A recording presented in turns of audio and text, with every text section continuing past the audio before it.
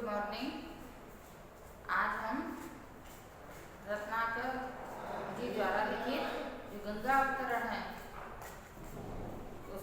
उसको पढ़ेंगे।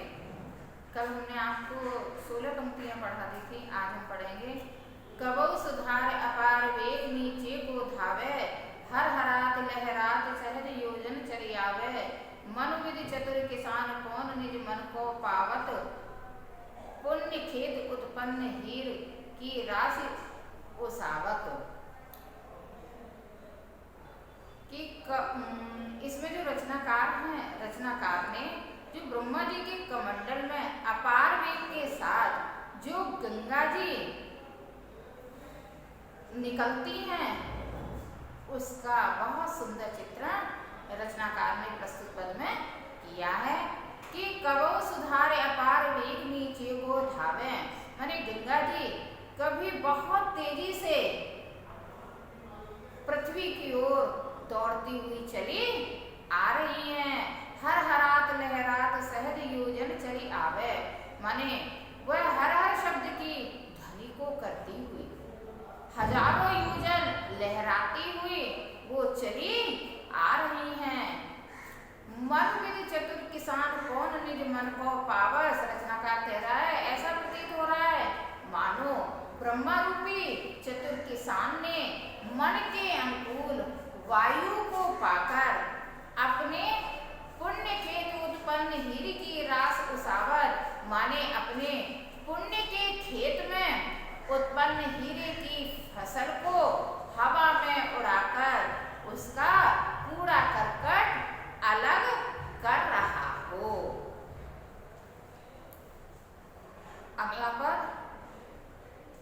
ए विद धावत धसत ढरत ढरकत सुख देनी, मनो समारत शुभ सुरपुर की सुगम निसैनी। विपुल वेग बल विक्रम के ओजन उमगाई, हर हरात हर्षति शंभु सन्मुख जब आई। माने जो प्रस्तुत पद है, प्रस्तुत पद में स्वर्ग से पृथ्वी पर स्थित भगवान शिव के सम्मुख अवतरित होती हुई गंगा की जो पवित्र धारा है उसका बहुत सुंदर वर्णन प्रस्तुत पद्यांश में किया है। कि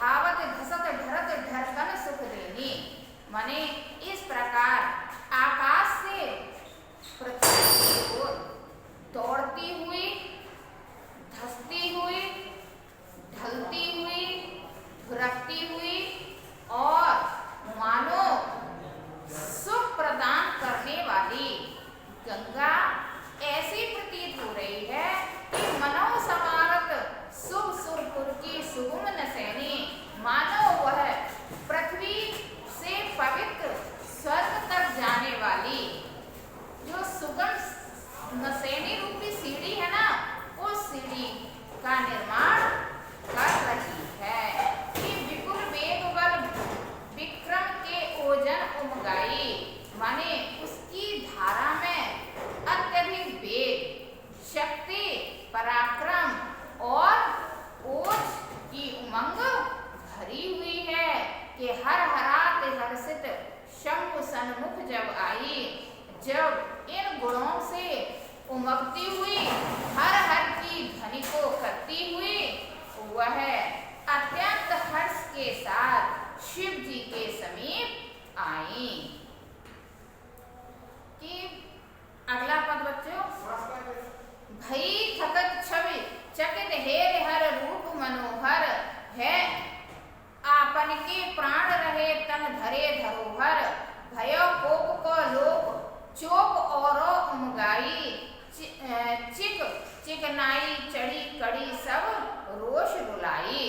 जो प्रस्तुत पद है, प्रस्तुत पद में ब्रह्मलोक से भूलोक पर उतरी गंगा जो शिव है ना, उन शिव के अनुपम रूप को देखकर, उनके दर्शन पाकर उन पर मोहित हो गई और गंगा के शिव पर मुक्त होने के इसी भाव को रचनाकार ने प्रस्तुत पंक्तियों में बहुत सुंदर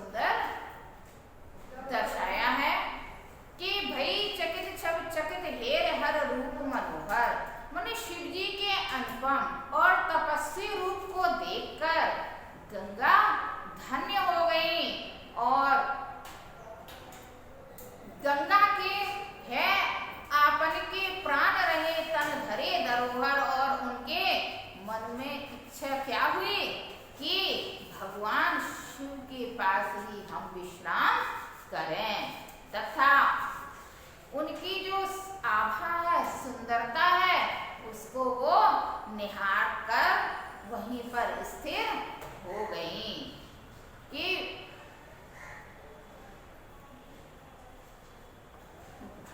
अब जो उनके प्राण थे है आपन के प्राण, माने जो उनके अब वो प्राण थे ना, वो प्राण कैसे हो गए, पराये हो गए। और अब वह कैसी हो गई गंगा, शिव जी की धरोहर के रूप में शिव जी के पास ही वो रह गई। भयो कोप को लोप चोप ओरे उमगाई। अब गंगा जी का जो क्रोध था ना, वो बच्चों बिल्कुल क्रोध उनका शांत हो गया और ओरे उमगाई, और उनके मन में एक उत्कंठा उत्पन्न हुई। भयो चिकनाई चढ़ी कड़ी सब रोष रुलाई। माने क्या हुआ कि उनकी जितनी भी गुस्सा था, नाराजगी था, वो उनके हृदय से दूर हो गया और अब गंगा के मन में रुक्षता के स्थान पर उनके जो रूखापन था, उस रूखापन के स्थान पर उनके मन में अब प्रेम की स्निग्धता छा गई।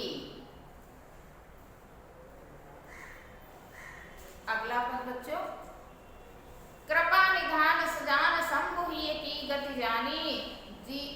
दियो सी पर ठाम बाम करके मन मानी। सकुचत ऐचत अंग गंग सुख संग लजानी। जटा जूट हिमकूट सगन बन सिमिट समानी। कृपा, इसमें जो बच्चों जो गंगा जी हैं, गंगा जी जब वहीं पर रुक गई तो गंगा जी शिव जी की जटाओं में समा गई। और जटाओं में समाने के का प्रस्तुत पद में बहुत सुंदर चित्रण किया है कि कृपा निधान सुजान शंभु ही की गति जानी। माने रत्नाकर कवि कह रहे हैं कि सब पर दया करने वाले, दया के भंडार शिव जी ने जो गंगा जी थी ना, उन गंगा जी के हृदय में जो भाव थे, उन भावों को जान लिया, उनके हृदय की स्थिति को जान लिया।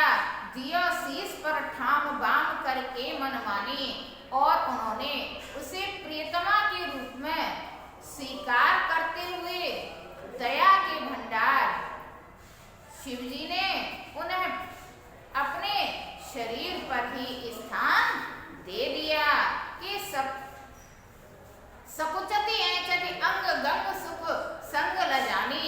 माने ऐसी स्थिति में गंगा जी संकोचवश अपने अंगों को सिकोड़ती हुई सुखपूर्वक प्रभावित होने लगी कि जटा जूट हिमकूट सघन वन सिमिट सयानी।